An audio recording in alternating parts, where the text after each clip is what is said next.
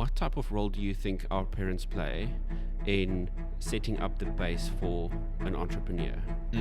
Great question. So, 4th grade or 5th grade, we started homeschooling. Parents wanted to take us out of the system. And in that, I saw how it's possible to really kind of determine and make your own path. Because my dad was busy with different companies where one would fail, he was not shy about that. There was definitely an example or a sense of that it's okay to make a mistake or it's okay to fail.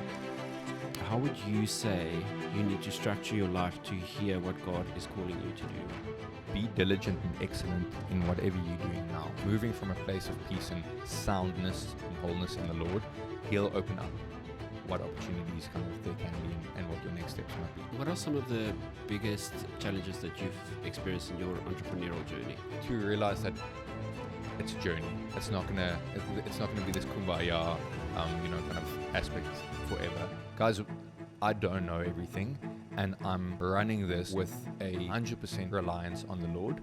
Is it hard to build a business with a friend? Ooh.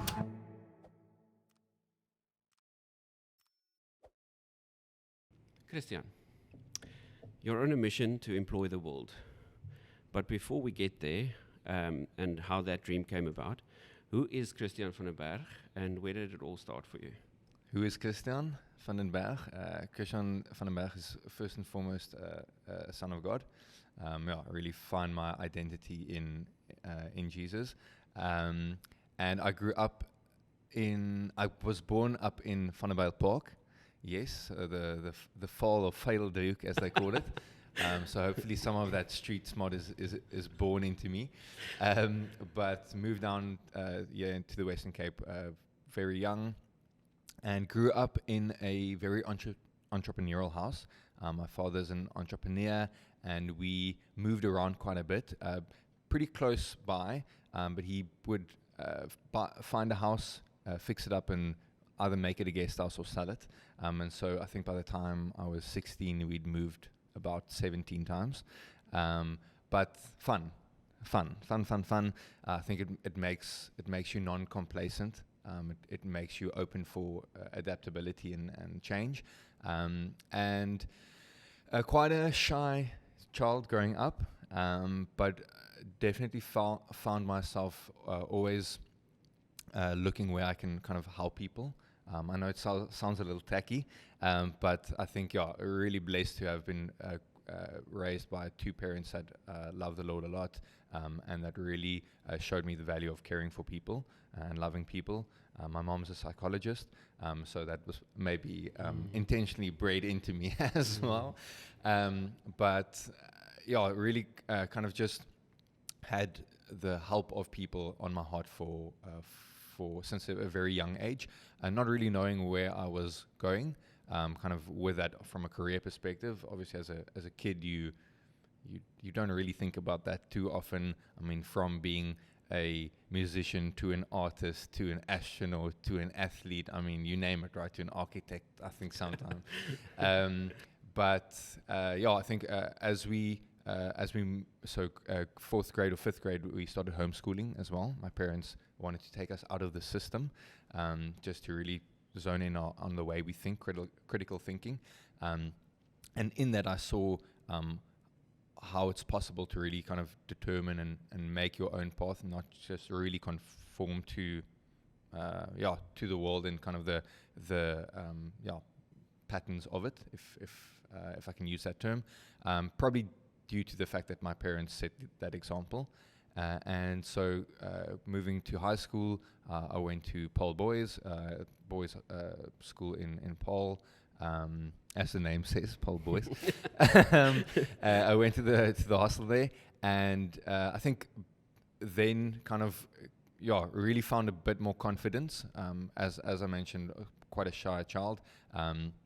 Really found a bit more confidence there in saying my say, in knowing that I can make friends, I can kind of run with the jocks, not from a sporting perspective, by no means. I played, I think, 8th team rugby in high school, but just from a confidence perspective, really, I think found my voice a bit there. And then, went through varsity on an accounting route. My dad was a CA, and so I found maybe that's just a good base, right? Maybe it's a safe way to, if I'm not yet sure what I'm going to do, but I know it might be something, my own business someday, helping people. What better of a base to have than the boring kind of safe fallback of being a CA? And moving into articles, I found that I definitely did not want to be a practicing accountant, but it taught me a lot about discipline. It taught me a lot about time management. And during my articles, I started with this idea of how can I help people that were maybe not as fortunate as I was. So looking for article work, I found work pretty easily, just because there's a really high demand for article clerks, because it is slave labor, as you might know. Pay you peanuts for a lot of work. But I found even my friends that had other tertiary qualifications, and those that didn't, really struggled to find work. And so really kind of just planted that seed in me as to, shucks, are people maybe not prone to being able to sell themselves, or don't they have the accessibility thereto, or are they just not channels at which they can get connected to opportunities? And so during my second year of articles, my mother-in-law actually asked me if I can arrange a few promoters for at an event, and I quickly arranged a few. Money came through me, and about a week later, their friends and their friends and their friends' friends asked me if I have more of these opportunities. And it dawned on me, unless you belong to some elite WhatsApp group or Facebook group, you never knew of these opportunities, right, that you don't need a qualification for. And did a few dry runs, found that there's really a need for that in the market, and then dove into some research to see, is there a dominating player anywhere in the globe taking on this issue, right, like entry level or frontline type opportunities, and saw that there wasn't a dominating player. And so from that birthed this idea of JOBJACK, and how can we really take on unemployment in South Africa, but also employ the world and the rest of the world. Sure. What a journey. Yes, sorry, that was a mouthful. I got carried away there a bit. Let's go back to the role that your parents played in you becoming an entrepreneur. Do you think that the way your father operated had a significant contribution to you wanting to become an entrepreneur, even though at that point you might not have known what exactly that could be? But what type of role do you think our parents play in setting up the base for an entrepreneur? Great question. So I definitely think so. I mean, my dad showed me very well that you kind of determine your circumstances. It's not something that you need to be entitled for as to earning a monthly salary. He always had to make a plan ever since I was kind of conscious enough to know what he does.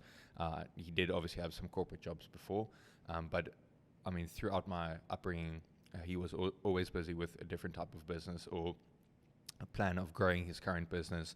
And so I think that kind of just really implanted into me that whichever way I go, it's in my control, and I'm not at the mercy of some employer or some kind of corporate structure or corporate society.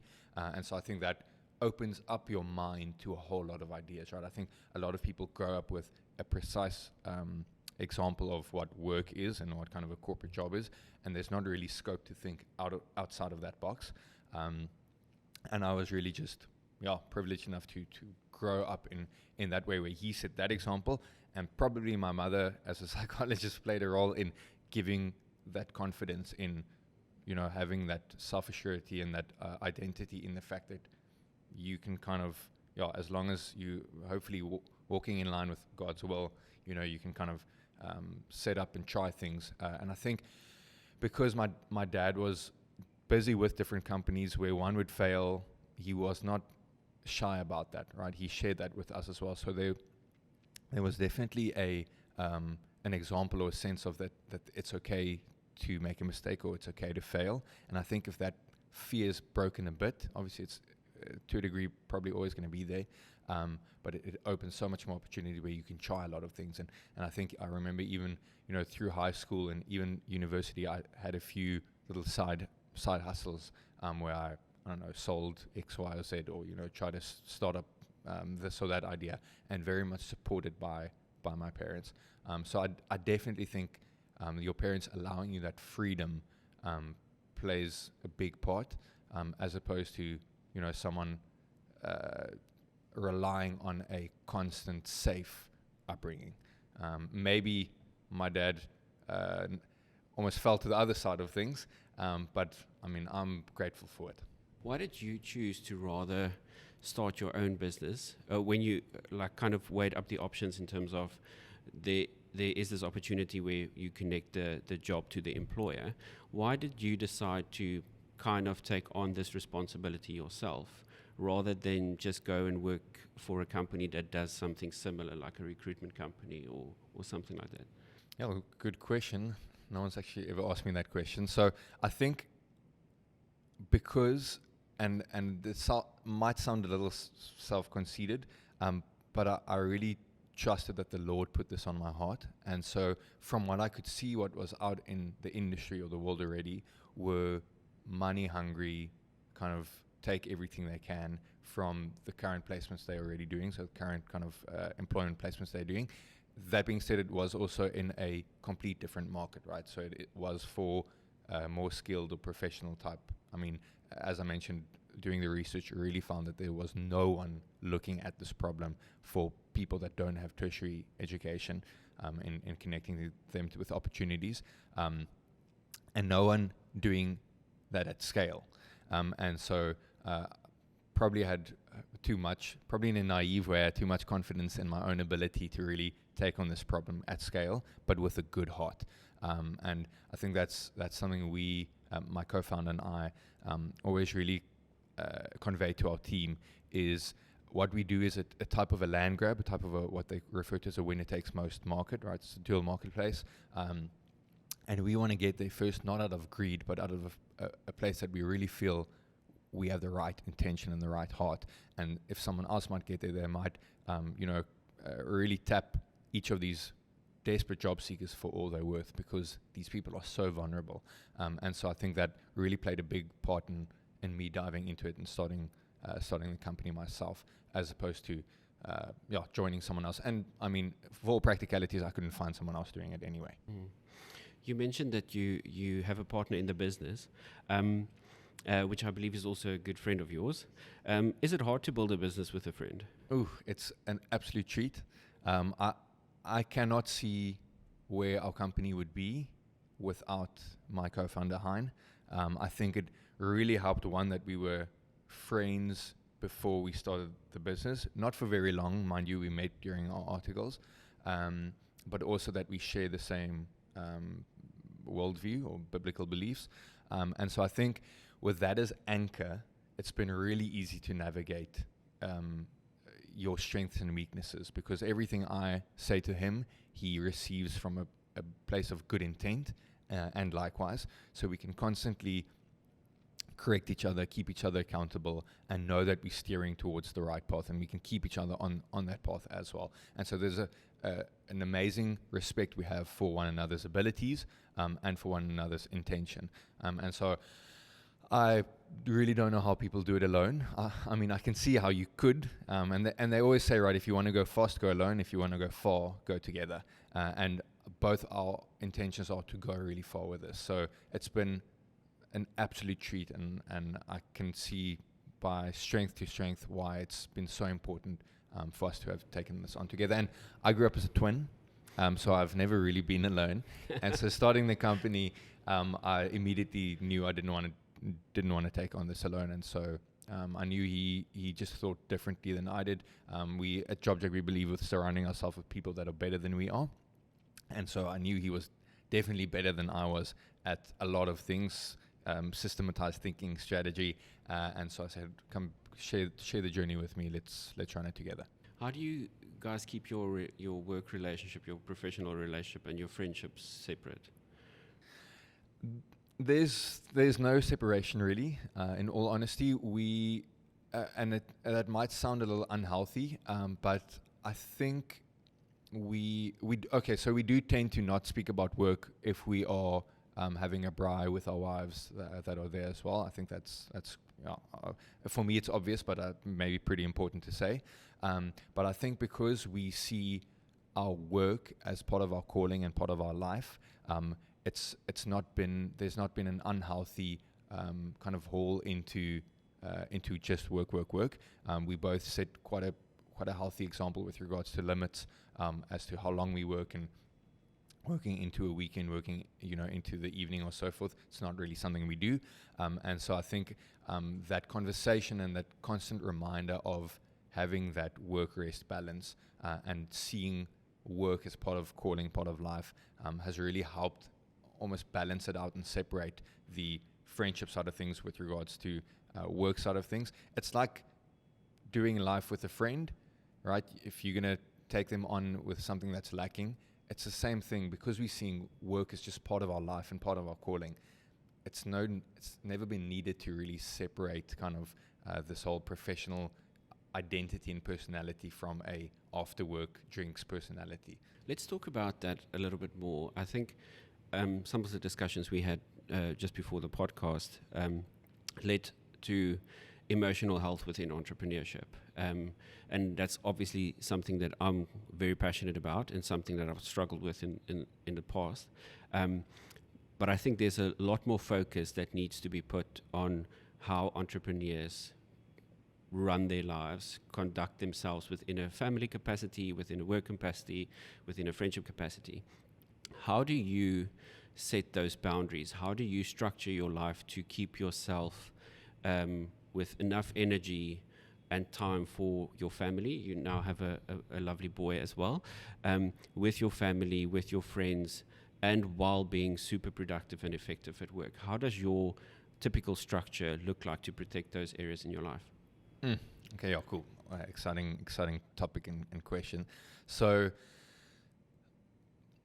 I gave a lot of credit to my dad with regards to setting the example, and in this case he also set an example, but one that I learned from more as opposed to imitated, in the fact that because he didn't necessarily have one specific office where he could kind of separate things, there was a lot of overflow into the household, and so from a young age I could see that that's something he strived for, but couldn't always get right from a practical sense. And so I think from a super young age, even moving into my first job in articles, I really tried to separate the two. I think what helped is I kind of carried on with some of my studies during articles, so I had a very valid excuse to separate work hours or job hours from my studies, and so moving into the business, and I mean Heine and I share this right going into things, is that we need to be a leader for our family first before we're a leader at work, and we can only do that if we first tapped into the Lord, and so just practically we don't really work, or I myself, given the season I'm in, my boy is almost 2 years old now, so that is quite a shock to the system. If you're growing a company, you both are full-time, working parents, and you're living in Cape Town, so there's a lot of activities to do with friends, outside activities, etc., etc. And so what we set out to do is really to try and say, okay, the Lord has given me a specific amount of hours to focus on my day-to-day job, right? And I might have touched on it earlier, but really seeing life as not a work-life balance or separation that the world speaks to, but more of a work-rest balance, because work is seen as this negative, separate from life aspect if you're looking at work-life balance, right? But if you look at what the Lord intended for work to be, it's kind of a holy labor, right? It's serving Him in various types of aspects, and your let's say 8 to 5 job is just a component of work, in quotation marks, because what we can do from serving our community, from being with friends, from serving our family can also count as work, right? Personal admin can also count as work. But as soon as you're going to open up to saying, okay, what I'm doing from my 8 to 5 is part of my calling, as part of my life, then you're not seeing as work separate from life. And I'm careful to say this because then people can easily, run with it and say, okay, well then there has to be no separation. What I'm saying is there needs to be a work-rest balance, because in that rest is then spending proper time resting, one, in the Lord, and then two, with your family. Because if you're going to try and integrate everything and overflow everything, then it's going to run away with you, and you're probably going to run ahead of what the Lord wants you to do. And so I think moving into this company and where we want it to go in the future, our vision is employ the world. It's quite an audacious and a big one.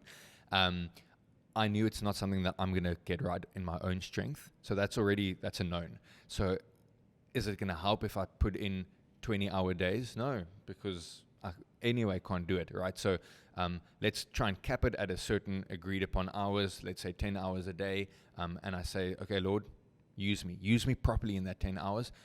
And for him to be able to use me properly in that 10 hours, I need to be well rested. I need to move from a place of peace. And that place of peace comes when you rooted in him. So you've put time with him as a first priority.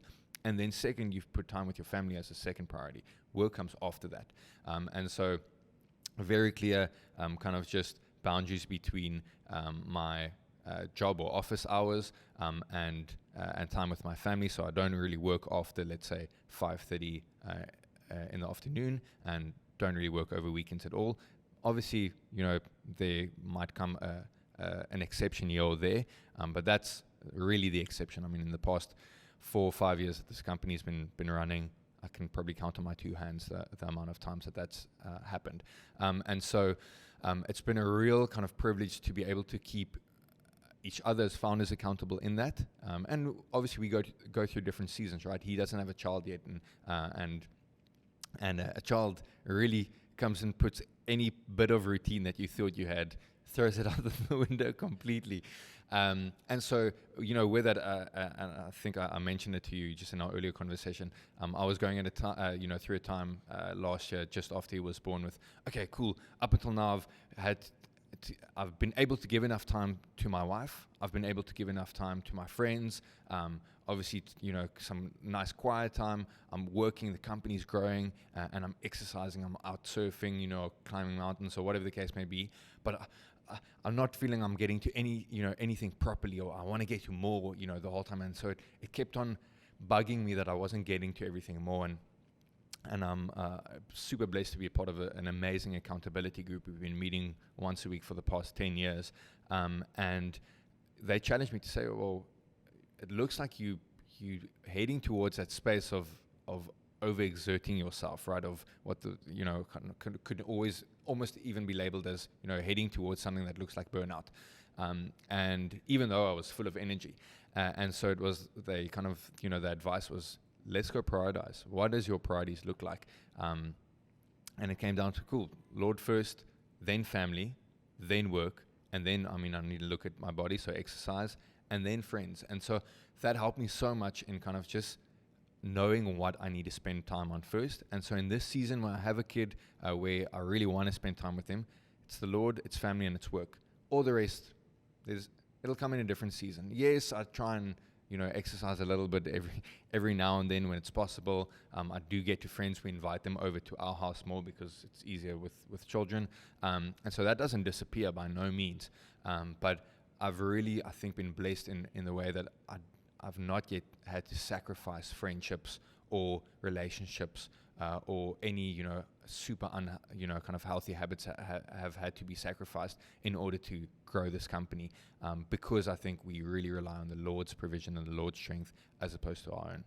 Sure. There was a lot of things, a lot of powerful insights there. There are a couple of things that I want to touch on there. One being the importance of an accountability group. Why do you think, especially for a generation like us, where people, especially friends, are careful to not necessarily reprimand you or be nasty, but to highlight things when they see something is going wrong? Like, what have you seen the accountability group do for you, and why would you recommend that as something for people to have? Sure. I don't know where I would be without my friendship group with my accountability group, and my friendship group isn't limited to those 7 or 8 individuals. But looking at the journey we've walked, so a bit of context, our group's name is My Brother's Keeper, coming from kind of the time where Cain murdered Abel, right? And God comes down and he asks Cain, where's your brother? Where's Abel? And Cain says, what am I, my brother's keeper? And from our sense, we were like, yes, we are supposed to be our brother's keeper. We should know where our brother is and what he's going through, and we need to carry his burdens. We need to walk that journey with him. His kind of well-being is just as important as ours, right? We really need to walk this, run this race together.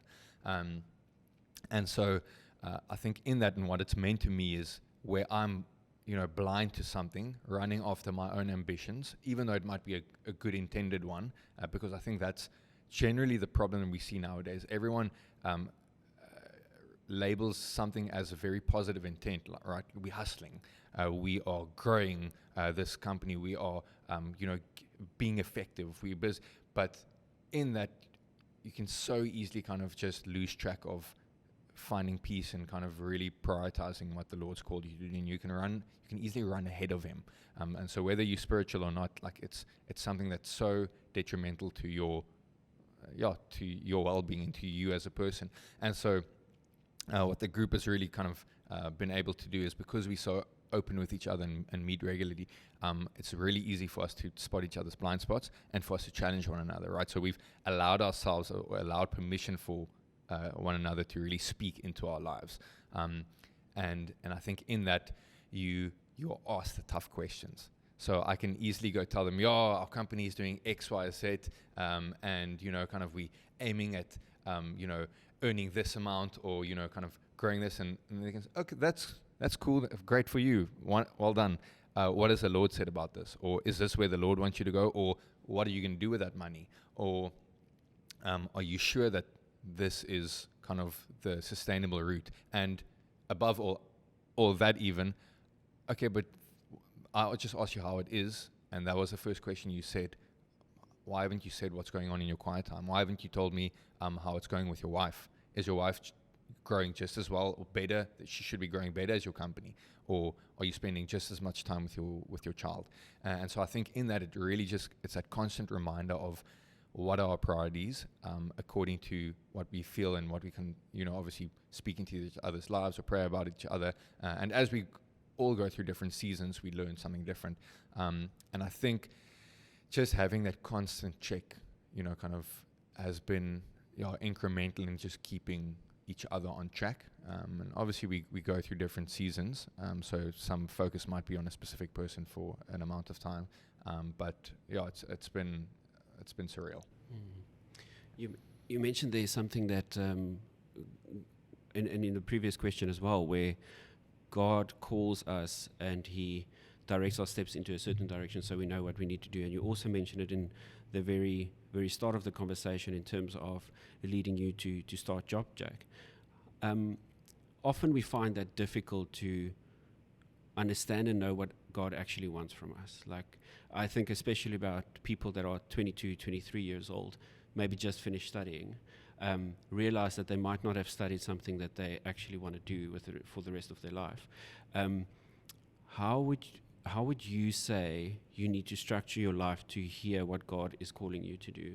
And how do you keep in touch with that? Because as an entrepreneur, you get faced with a lot of instances where there's growth opportunities or difficult situations, and you need to make a call, and you want a clear answer as to whether that's what God wants me to do, or whether that's just me trying to solve a problem, or because of my own insecurities or identity issues, I want to do this to make the company look good or whatever. How do we stay grounded in terms of, first of all, knowing what God is calling us to do, and then second of all, how do we keep grounded and in touch throughout the entrepreneurial journey in your perspective? Luckily, I studied theology to answer this. No, no. I mean, what little bit of kind of experience I have in this, I'll try and kind of provide my opinion on it.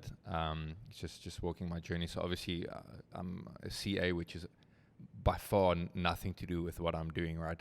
In tech, HR tech.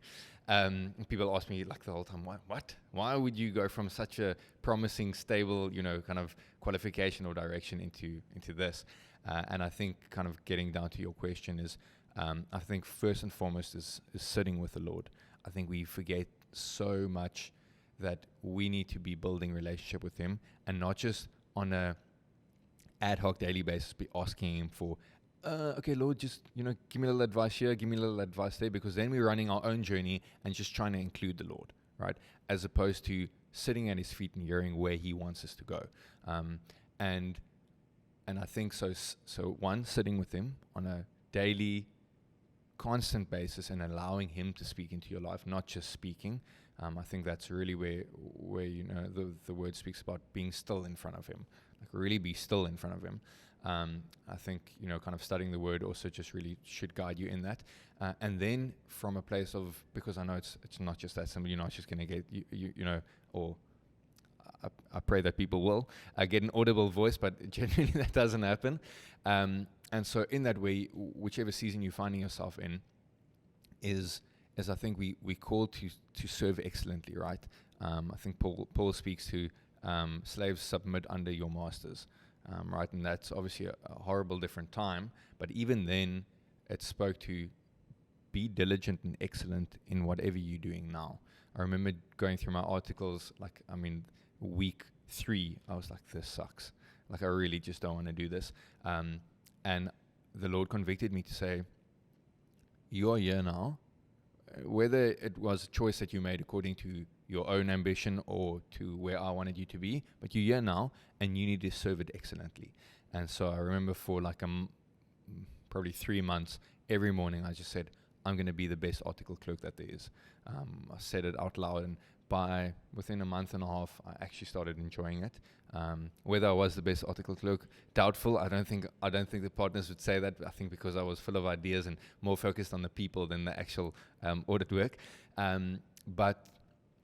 But I think it so comes out of a place of being obedient and being a good steward with what you have, right? The Lord speaks to you, if you're faithful with the little, you'll be faithful with the much. And so I think in that, the Lord first needs you at a place of being content and being at peace with where He has you before He can open a new door. And I think with that, I've found most of the time, if I'm not at peace, if I'm anxious about something. So practical example, right? If there's a new opportunity that JOBJACK can take on, there's a lot, right? There is a lot. But for those that almost make me anxious, we need to do this. We need to get there because, someone else is going to, or because then I need to check myself, because then I'm not operating from a place of peace. And so peace has been a very good guide for me in sensing that, because the Lord is the Prince of Peace. And so I think just, and I mean, again, without spiritualizing this even, and I speak to quite a lot of founders, like it's really operating not from a place of fear and anxiety, but from a place of rest and peace, that you make your sustainable, smart decisions for specific opportunities. So whether that be from a business perspective or even, a corporate or, general jobs perspective, or even kind of life opportunities. I think moving from a place of peace and soundness and wholeness in the Lord, He'll open up what opportunities kind of there can be and what your next steps might be. Given what you said now, in terms of how you reason and how you think and how spirituality and faith plays a big role in your life and in your career, how do you translate that into your company culture? How do you take that from, this is Christiaan, this is how I operate, this is how I make decisions, this is what is important to me? How do you take all of that and lead a company of 50 odd people to kind of think, see, reason, or learn from you, at least in terms of how you operate? Like, because looking at JOBJACK's culture, you can obviously see there's something there. There's an energy. There's momentum. There's there's joy in what you can see, and when you engage with your team. Like, how do you instill the characteristics that you have as a leader into your team to build that culture? A number of ways. I think one is the fact that I'm only, so I know I've got a bald head. The people that are obviously listening to this can't see it now, but I'm only 29, and so I think that's given me almost an opportunity to be very vulnerable and open with each employee, and on a constant basis say, guys, I don't know everything, and I'm running this with a 100% reliance on the Lord, and so we're very honest with regards to the fact that we feel the Lord's given us this mandate, and we are serving Him and stewarding Him in it. We're very honest with the fact that we believe that JOBJACK does not belong to us or any specific person. It belongs to the Lord. We're just privileged enough to be in the jockey seats, right? And so, as a practical sense, we for each interview with a prospective employee, we pray. We ask them if we can pray beforehand, just to set the tone, so that they know this is how we run things. It's not something we force upon anyone. We have a numerous amount of beliefs in the office, but just as this is why we're doing what we're doing, and why we really believe we've got a good heart in doing this, because it's not from a place of selfish ambition, and I think that really sets people at ease regardless of their belief. And then, I mean, practical aspects, like we do open every new week Monday with scripture and prayer. We have Friday morning praise and worship, and just some prayer and intercession for the team, for those that want to join. And then we've kind of have a guiding verse which speaks to, so Proverbs 32 verse 89, which speaks to speak up for those who are poor and needy, for the rights of all who are destitute. And I think you don't have to believe in the Bible to want to get behind that at all, right? And so I think it's what's made it easy is our vulnerability in that. It's not a forcing it. We are a Christian company and you shall believe what we believe. It's hey guys, just so you know, we are running this in obedience. We don't know what we don't know, and we're relying on God's guidance and strength. So we're figuring it out. And if you want to be part of this amazing journey, as long as you can respect that that's what we believe, we'd love to have you on board. So that's kind of been the sense of how we just conveyed with the team. I think that vulnerability has played a big role in that. As far as I understand, your team is also quite young, right? What are some of the challenges that you can see from a culture perspective? Like, what is difficult, being in an HR space yourself, but what is difficult, what are some of the difficult situations that you've had to experience with having a young team, eager for growth, a large vision of employing the world? Like, how do you get people on board, and how do you keep them committed and engaged? Yeah. So yes, I think our eldest employee is 33. And it's not something we necessarily pride ourselves on. We have been in a season where we've probably had to convince a few people to come on board for salaries that they might have, been able to get a little more somewhere else. But what's really helped us in getting the right type of people on board as a start, and I'll kind of get to, I think, the second part of your question now, is we set up a long-term vision, right? So generally, the sense in today's society, right, from whether you're speaking about millennials or Gen Z or so forth, is hyper growth, super kind of consumerist need from I want to grow for me.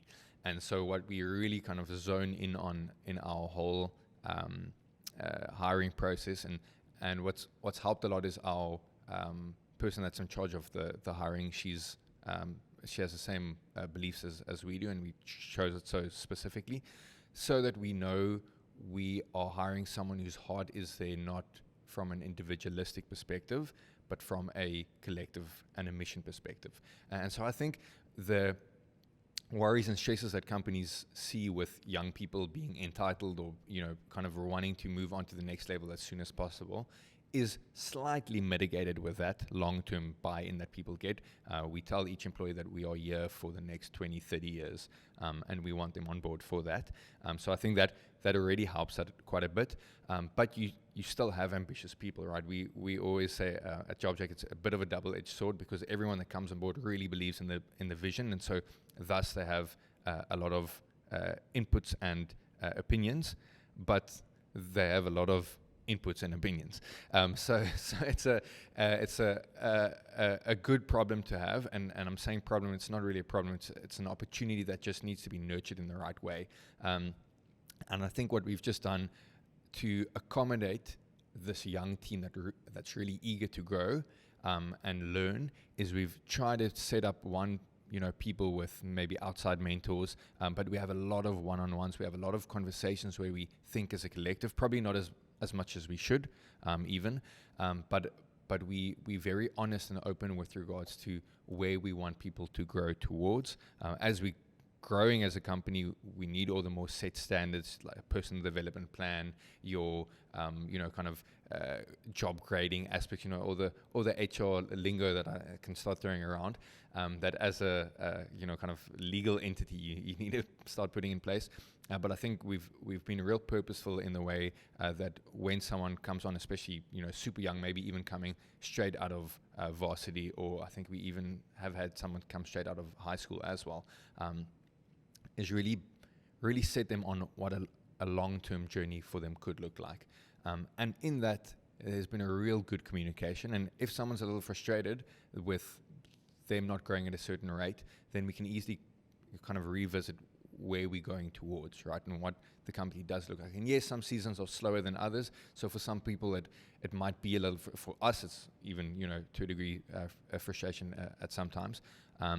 But I think, just a long-term buy-in has really helped just set the pace for everyone. And the rate that the company is growing has really given light to a lot of growth for people already. So it ticks that box at least as well. What are some of the biggest challenges that you've experienced in your entrepreneurial journey? The biggest challenges that I've experienced in my entrepreneurial, that's a very open-ended question. COVID. COVID was a big one. So I mean, we started in 2018, and for almost the entirety of 2018, we focused mostly on once-off gig type jobs, right? A promoter at an event, or a waiter at a wedding.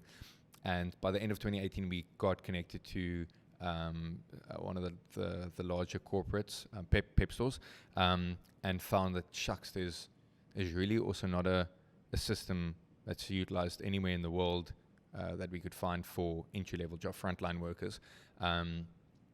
And so we pivoted our focus end of 2018, beginning of 2019, to focus more on corporates, because same amount of effort went into an event with 3 promoters as it did with chasing KFC or Mr. Price or so forth. And so pivoted our focus and spent like all of 2019 just figuring out what a commercial model looks like, just adjusting kind of our whole approach. And then end of 2019, beginning of 2020, we're like, okay, we think we have something like that's product market fit. And then what March, COVID hit, and obviously no one was employing at all. And so for the next 9 months, we had nothing. We had a team of, I think back then, 7 people. And, my co-founder and I just then had to obviously cut back on any salary, and for the rest, we at least didn't lose anyone. But because we had some amazing investors that unfortunately for them had invested by the end of 2019.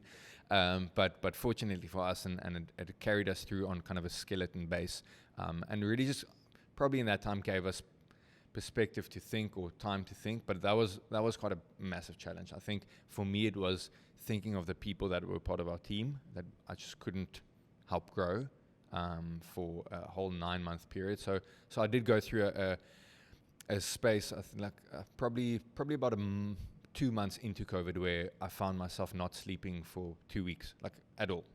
And so I was, okay, well, this isn't good. I should definitely be sleeping. And so I just realized, okay, I'm a human being as well. My body is gonna, experience stress. And so I just put in some really healthy practices, cut out caffeine and alcohol completely, any activities, kind of digital activities or or so, at least an hour before I slept, and did some cardio, did some serious cardio just to kind of really release those endorphins, and then got to a space where I was okay again, and then just kind of worked through it day by day, week by week, month by month, and that was, I think, the roughest that we've experienced as a company, or that I've experienced as an entrepreneur. And then obviously from beginning of 2021, things, started opening up. So I think we were about 7-8 people back then. Obviously we're close to 50 now. So it's grown quite rapidly, and probably then one of the second biggest challenges has been, and touches on what I mentioned earlier, is really not only including people into this vision, but having them really feel like they are valued and can take ownership. I think that's been a real tough one for me personally, because my heart is really to include people into our journey and really have them run with it. And if they don't feel like they can run with it, they don't feel like their opinion is valued, then for me that sucks, because then for me that means people are feeling excluded. And I think that's been one of the toughest challenges that I've had to take on, is how do I kind of take my vision and our vision and decisions as a leadership team and have everyone feel part of that, and not just it being thrown upon them. But it's still been, and it continues to be, one of the main focus areas that I look at. But I think that's about a year ago, that was one of the kind of more difficult aspects that I have to work through as well, to realize that it's a journey. It's not gonna be this kumbaya, kind of aspect forever. I think up until about 15, 16 people, it was pretty easy. And then you actually need to put some purposeful structures in place to have people really feel like they're running with it and they can take collaborative ownership. You mentioned the vision of JOBJACK, which is employ the world, which is obviously no small task.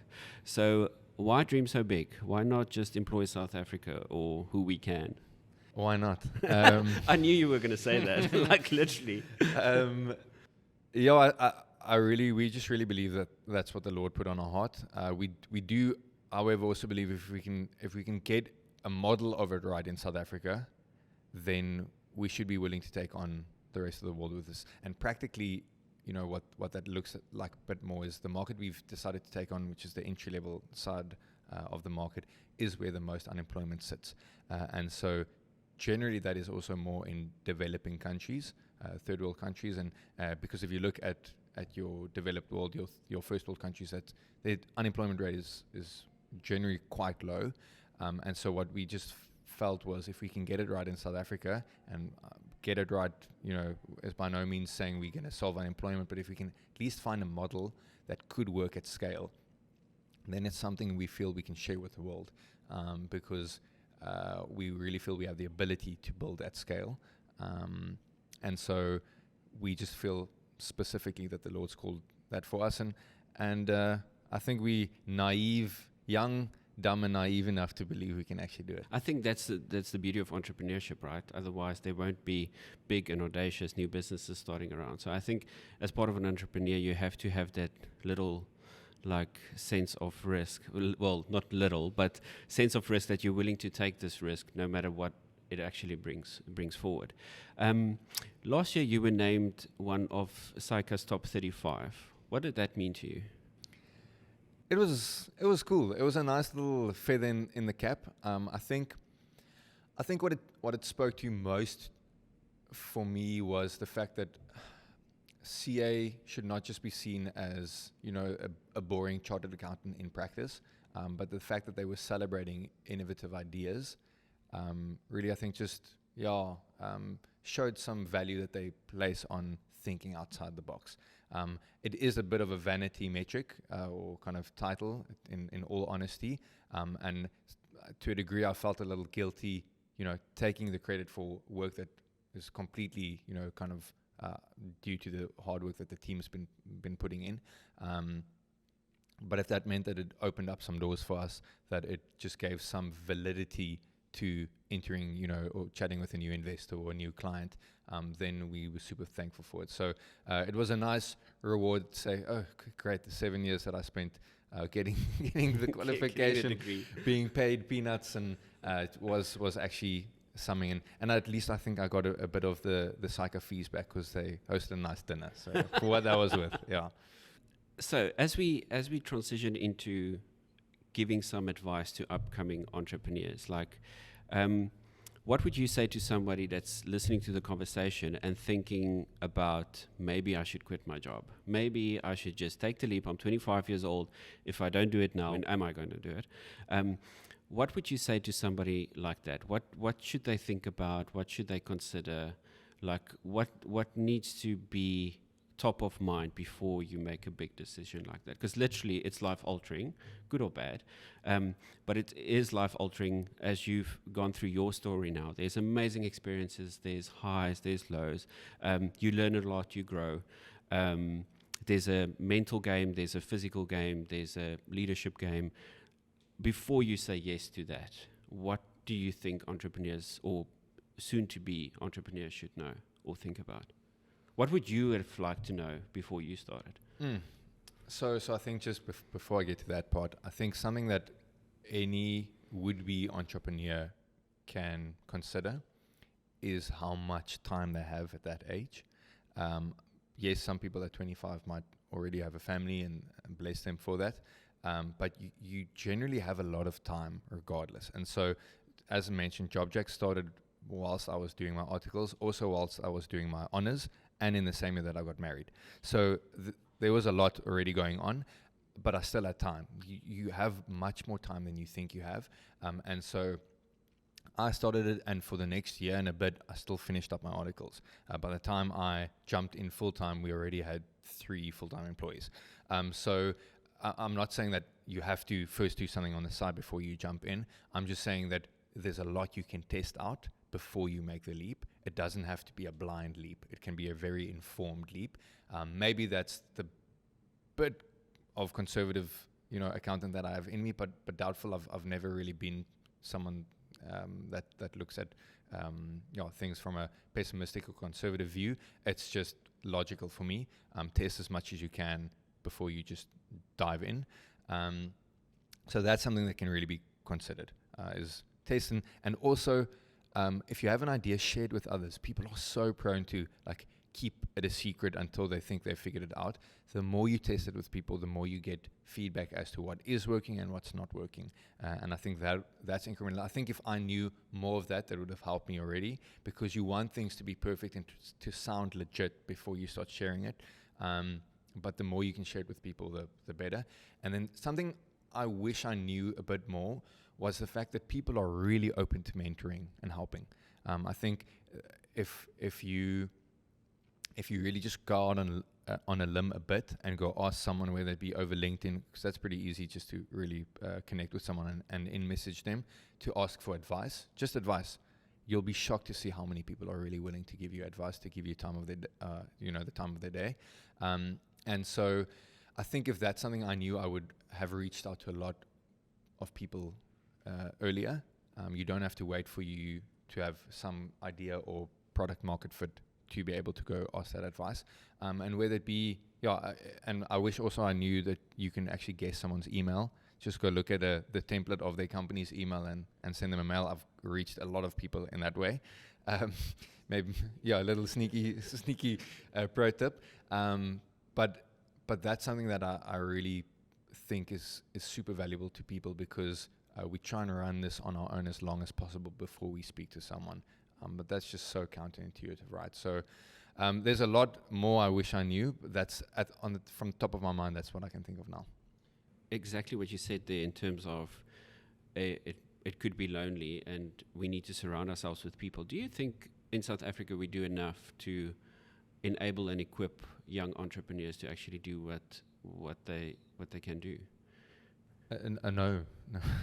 And because the reason why I asked that is actually I wish that throughout my journey there was a lot more groups that I could be part of to bounce off ideas. Because yes, you can ask the person at the braai, like, hey, Kevin, do you think this is a good idea?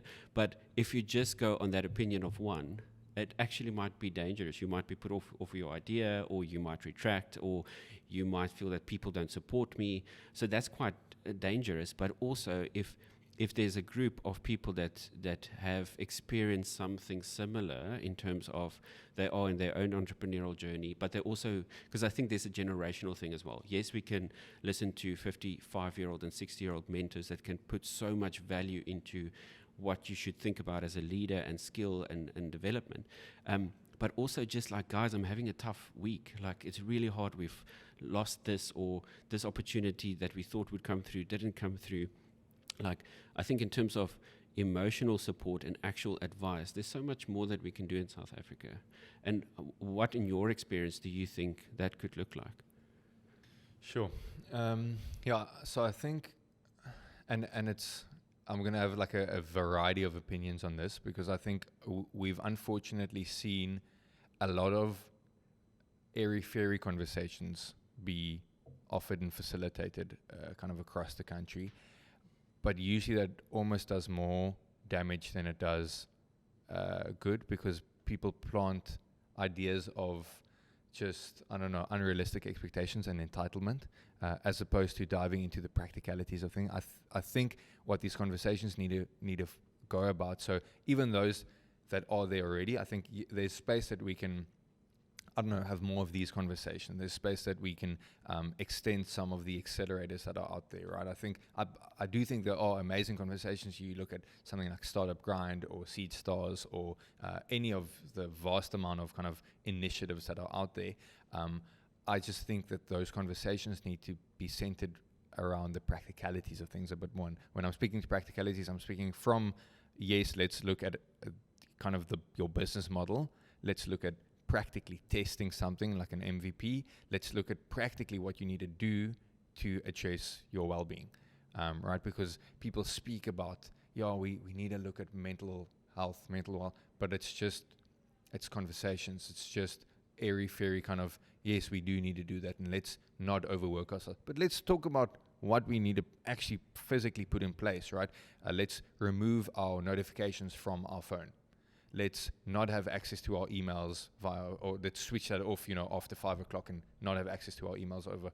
Let's not have people bother you after 6 o'clock at night or over weekends. I think people forget that we were made to rest a full day once a week completely, right? That's one of the 10 commandments, actually. So like, people remember, let's not murder. But alongside let's not murder, let's rest once a week. And so I think just the discussions that are currently being held, or that can be added, really just need to focus on the practical side of things, because I think that's what people on a day-to-day need, because they don't know what they don't know. And whether that be more podcasts, whether that be YouTube videos, whether it be I mean, what you guys are doing is amazing. I wish I had more time to, post something additional on LinkedIn every now and then. I think the example can definitely be set more by entrepreneurs, and I'll be the first to be guilty of not doing that enough. But I think those examples need to be set from a practical standpoint.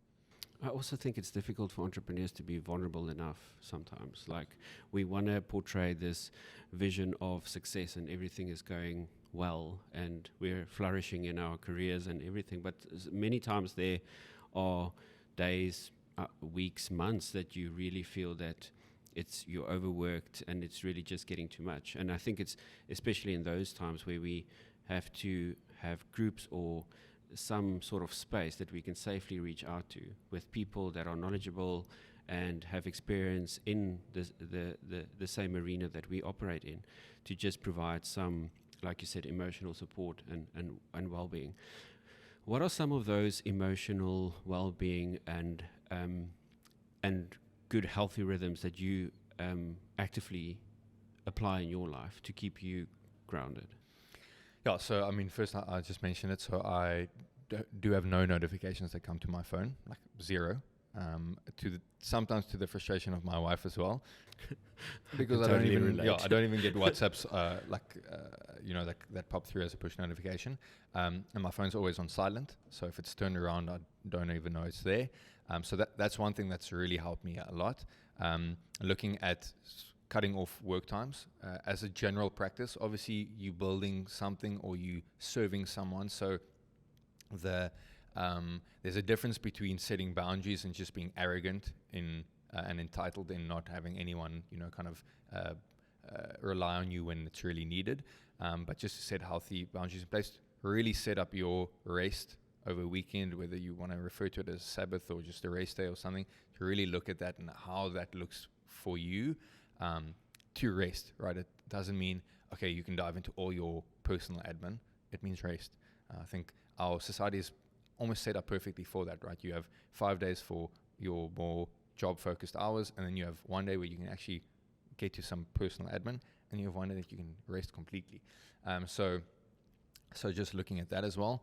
And then to communicate these healthy boundaries to your colleagues, your team, your friends and family, and again, not in an entitled, arrogant way, but in I'm wanting to serve you guys the best I can, and so this is what I'm putting in place. Please keep me accountable to it. Not, you need to listen to me or else I'm gonna, quit or whatever. It's help me with this. Keep me accountable in it. And then above all else, to really set direct, diligent time out to spend with the Lord. I think that's something that I try and be relentless about. Be the first to admit it doesn't, it's not as consistent as I would like it to be. But that's something that's really helped. And then, something that helps me a lot, just practically at work even, considering that I don't have the most rhythmic of roles. It's more project-based, it's more as needed, is a concept called time boxing.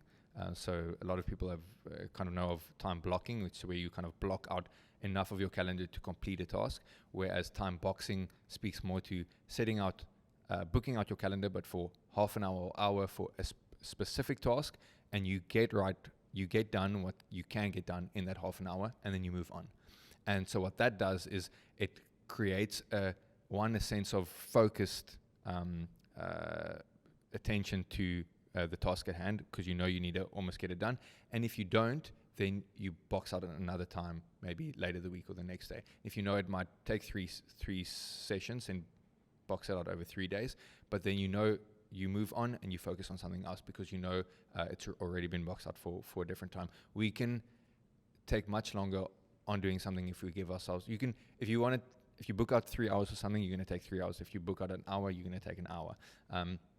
So that's really just something practical that's helped me kind of complete aspects and tasks that could easily run over into a weekend or into an evening. And then to switch off and get disconnected to your phone as early as possible into the evening. I read then, or you can do whatever, but that just really helps you switch off. And then I have a time limit on my social media. So I have a 15-minute time cap on my Instagram. I need to kind of stay with it with regards to our brand, but also just with what's happening with friends. But 15 minutes is more than enough. Most days I don't even reach the 15 minutes. So those are some small practical aspects. There's probably a few I'm missing already because I just take it for granted. But those have really helped me just stay almost relaxed and from a place of peace. Actually, I think we can't stress these things enough. When I have conversations with people and I mention these things like my phone is also permanently on silent, also no notifications, black background, really keep it as just as a tool and not something that can invade my time, my energy.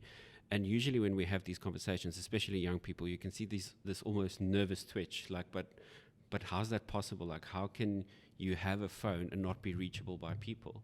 And this is a modern problem. We need to realize that we weren't made to be accessible by phone every moment of our lives. And I'm very strict about the use of my phone and how we operate. But I think it's such a crucial part, not just for entrepreneurs, but for young people, older people in general, to have serious guidelines in terms of how you engage with technology, how you engage with the time and the energy you spend on social media, on Netflix, on those things. Because we don't realize how much time, there's calculations and there's a lot of figures we can throw around, but you're literally losing years of your life if you spend too much time on these platforms and not focusing on putting that energy into a beautiful vision like Employ the World or whatever it might be.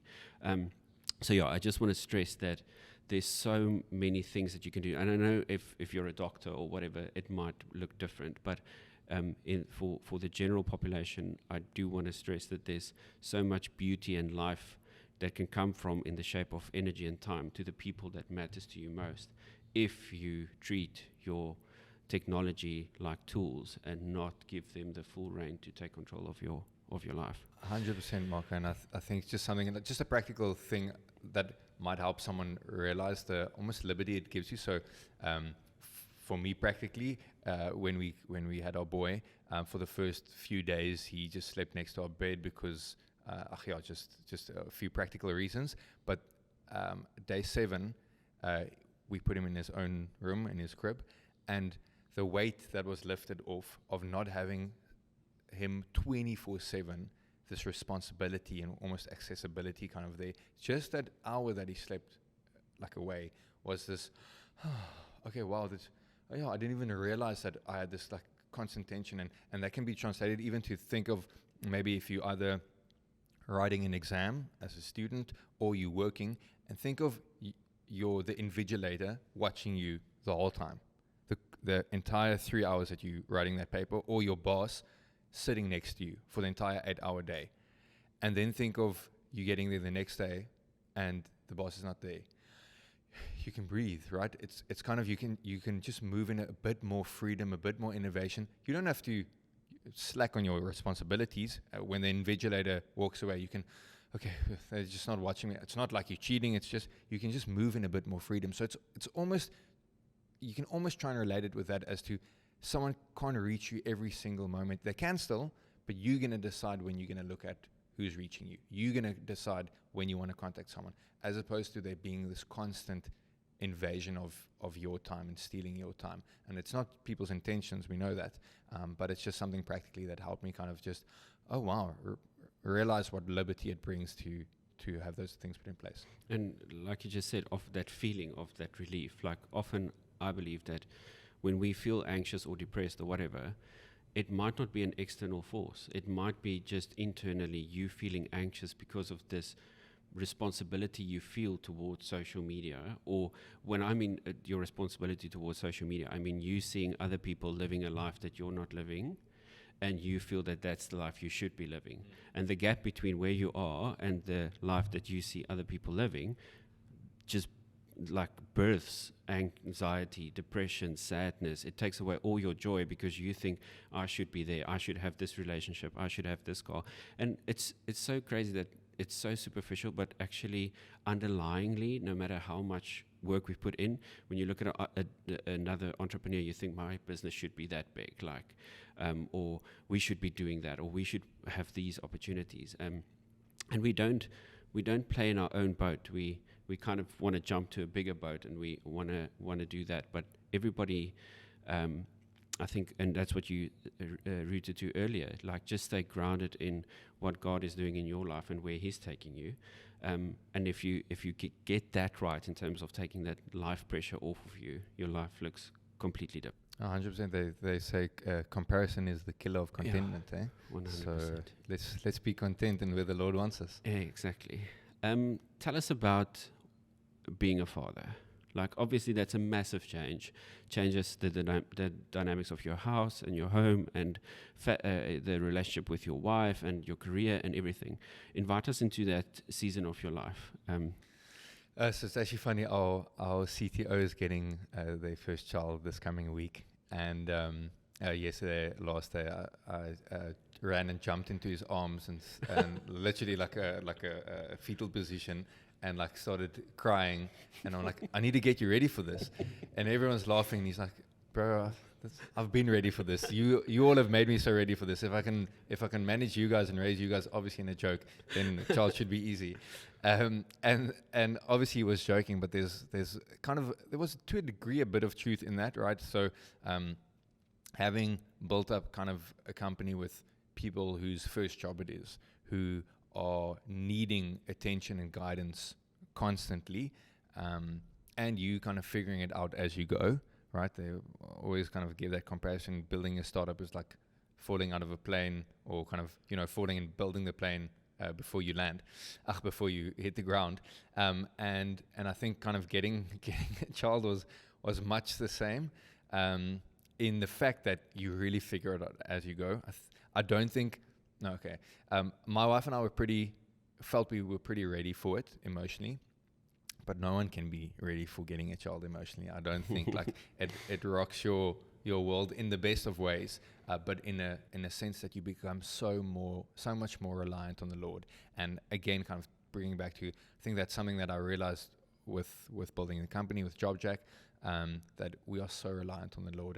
And if I'm not going to count on His strength, then I'm going to fail completely. And then you get a child and it tests that to the extreme, right? From a lack of sleep to communication with your wife, to not being able to ease her pain, to not being able to ease the baby's frustration. And so I think it just reminded you how amazingly reliant we are on God, because I think if you're going to try and raise a child, especially the first few months on your own strength, it's going to eat you up. And I think what it's taught me in the most amazing ways is really just what it means to give without receiving back.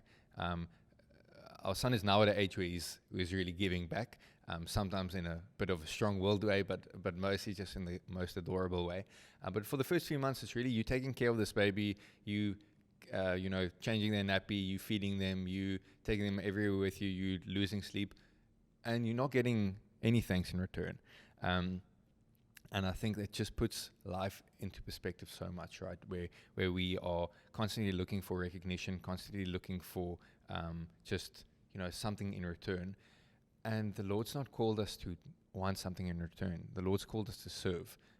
And I mean, imagine how he feels. I think that puts it into perspective as well. And you taste a bit of like the Father's heart, right? As a father, that you give, and the baby still decides to do something wrong. You're like, oh my word, like, how do you not know this? But yeah, I just think it's put a real grace on my life. Really being able to manage the company and probably a bit more of a gracious way, a soft-hearted way towards people, but also in a focused way, as to say, okay, cool, well, I can see what we can get right if we persist through something. So, and from a practical sense, time is not your own anymore.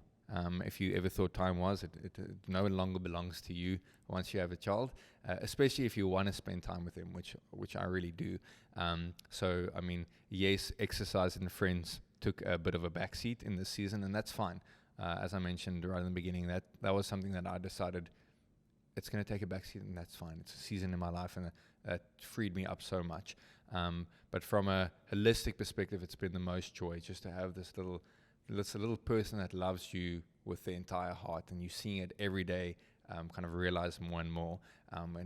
When I get home in the afternoon, he's either at the window looking for my car, or as I walk into the door, he runs to me, ba, ba, ba, ba, ba, ba. And so it's just, I mean, it's such a joy to just experience that pure love that's there. Yeah. Christiaan, thank you so much for spending time with us.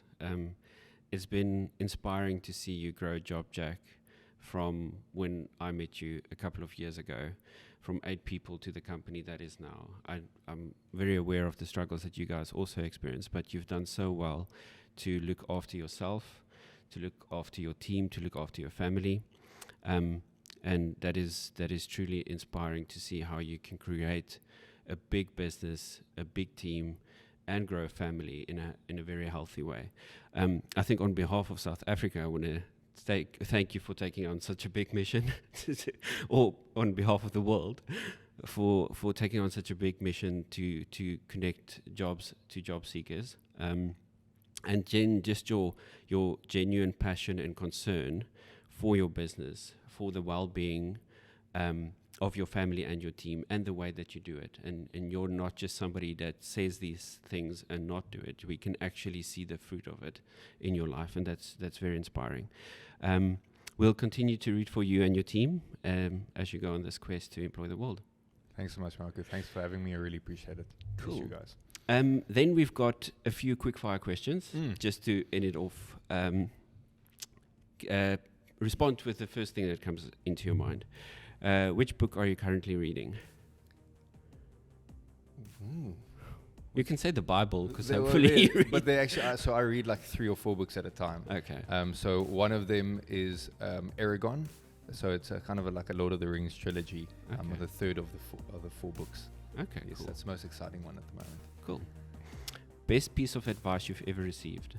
You can change the world if you don't mind who takes credit. Wow. Name one item on your bucket list. Kilimanjaro, and I'm doing that next month. Sweet. Well done. Your go-to activity when you want to relax or unwind. Read. What series are you currently watching? We just completed the series on the Tour de France. Okay. Yeah, so like literally just finished. So I don't have one at the moment, but that was a pretty good one. Yes. Cool. Favorite sport to watch or play yourself? Probably rugby. Yeah, I don't really play it anymore, but touchies if the opportunity presents itself. What's your favorite outdoor activity? Any either surfing or mountain climbing. Cool. Complete the sentence, and this is the last question. Life is all about. People. Cool. Thank you so much, Christiaan. We Cool. appreciate it. Thanks, Marco. Appreciate it as well. To learn more about Christiaan's business, JOBJACK, and their mission to employ the world, check out their website, www.jobjack.co.za, or follow them on Instagram, @JOBJACKapp. Thanks for listening to the Framework to Flourish podcast, hosted by Marco Haasbroek and produced in collaboration with Imagine This.